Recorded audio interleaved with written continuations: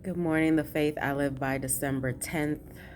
Preparation for translation. Hebrews 11:5. By faith, Enoch was translated that he should not see death and was not found because God had translated him. For before his translation, he had this testimony that he pleased God.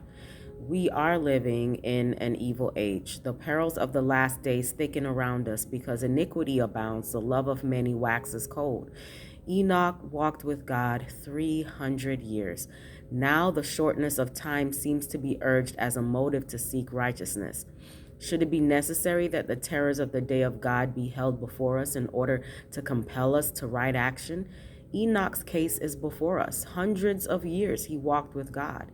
He did live in a corrupt age when moral pollution was teeming all around him, yet he trained his mind to devotion, to love purity. His conversation was upon heavenly things. He educated his mind to run in this channel, and he bore the impress of the divine. His countenance was lighted up with the light which shineth in the face of Jesus. Enoch had temptations as well as we. He was surrounded with society no more friendly to righteousness than is that which surrounds us now. The atmosphere he breathed was tainted with sin and corruption, the same as ours, yet he lived a life of holiness. He was unsullied with the prevailing sins of the age in which he lived. So may we remain pure and uncorrupted. He was a representative of the saints who live amid the perils and corruptions of the last days. For his faithful obedience to God, he was translated. So also the faithful who are alive and remain will be translated.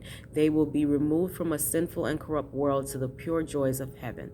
The course of God's people should be upward and onward to victory. Enoch's translation to heaven just before the destruction of the world by a flood represents the translation of all the living righteous from the earth previous to its destruction by fire.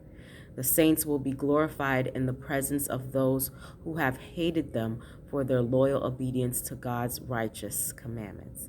I hope you have a great day today. Live in faith.